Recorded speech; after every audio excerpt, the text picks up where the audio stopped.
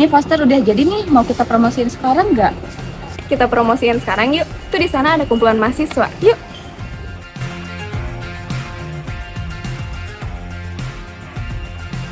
Halo teman-teman, maaf ya aku ganggu waktunya. Kalian lagi sibuk nggak? Enggak. Kalian udah tahu belum kalau misalkan minggu depan bakalan ada acara kampus musik? Emangnya acara apa? Ini loh acara musik kampus yang bakal diadain di lapangan olahraga kampus. Harga tiketnya murah kok, cuma 50.000 per orang. Emang udah bisa beli tiketnya sekarang?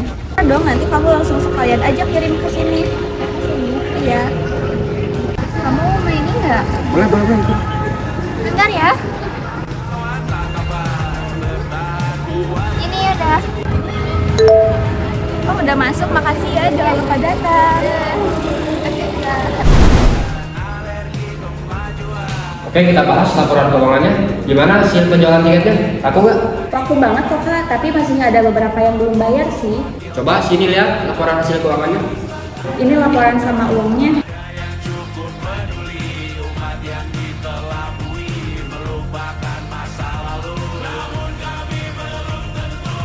Oke, ini laporannya sudah sesuai. Terima kasih atas kerjasamanya.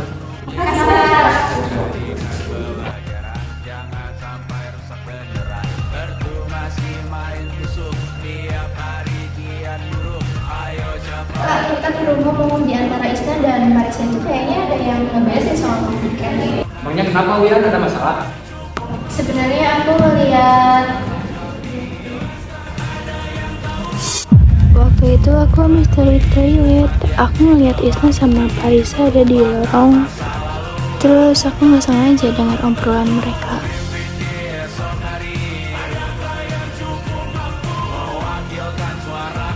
Akhirnya tiket kita laku juga ya. Lihat deh, ini udah banyak banget yang beli. Ini kita hitung yuk. Iya deh, kayaknya ini udah melebihi target kita gak sih?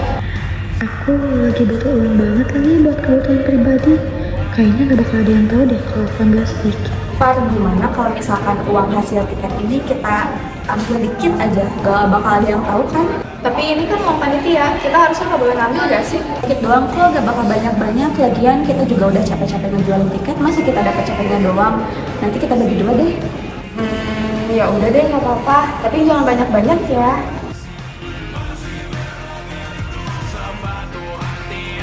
Harusnya aku lapor ke ketua nih.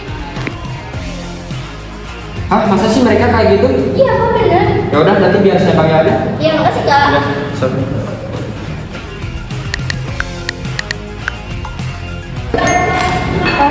Kita dipanggil ke ruang BEM nih sama Kak Firman. Oh ya? Ada apa ya? Gak tahu. Izin masuk ya kak. Boleh, silakan.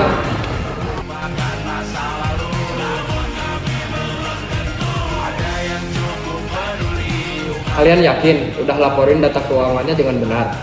Yakin kok kak? Emangnya kenapa ya? Tapi kok dari websitenya tiket yang kalian jual itu kok nggak sesuai sama uang yang kalian laporin? Tadi kan kami bilang kalau misalkan ada beberapa yang masih belum bayar ya Kak, jadi uangnya masih segitu. Gak mungkin lah, kan yang udah dapet tiket itu harus langsung bayar.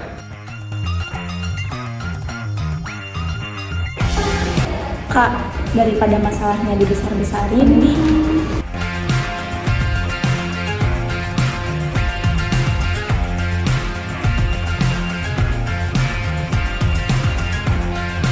Ya udah deh.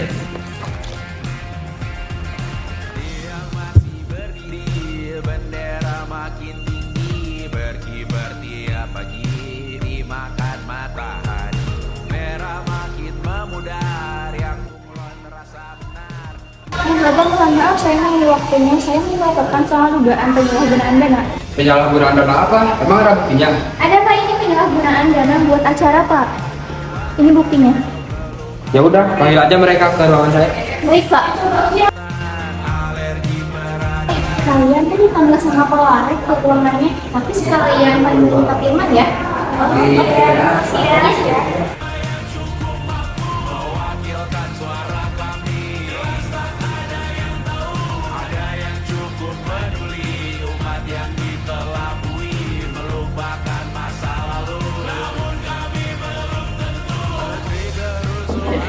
Pak, mohon maaf saya telat, Pak.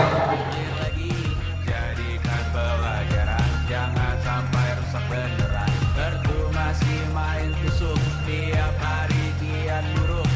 Kalian tahu kenapa saya panggil kalian? Saya itu mendapatkan bukti bahwa kalian telah menyalahgunakan dana tiket acara. Mohon maaf Pak, perasaan kami tidak melakukan penyalahgunaan dana. Kami cuma berdiskusi terkait laporan keuangan Pak. Kalau cuma buat bahas laporan, kenapa pakai amplop uang? Kan bikin orang curiga. Emang amplop cuma buat uang aja? Pak, coba cek tasnya aja. Ini Pak.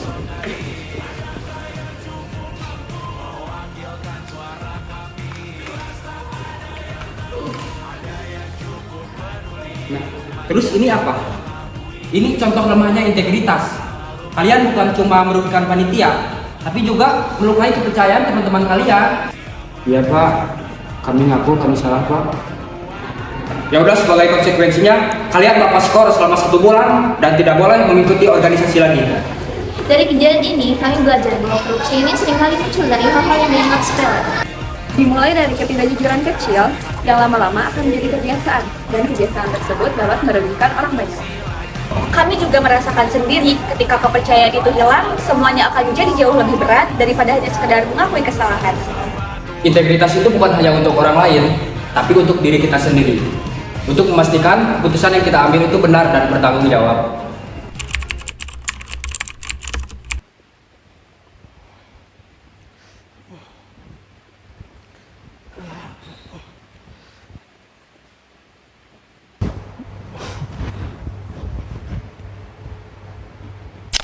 Apakah mereka pernah berpikir apa dampak dari perbuatan mereka?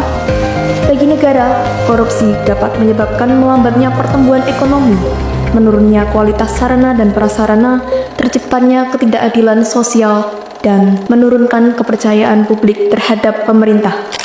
Dampak-dampak ini menunjukkan betapa seriusnya masalah korupsi dan perlunya tindakan tegas memberantasnya demi kesejahteraan masyarakat. Masih korupsi? Gak belajar dari waktu kuliah ya? Apa nih? Bentar, duduk dulu. Tenang. 1,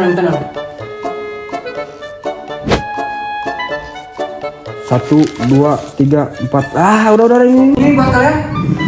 Kita udah tobat! Kemana?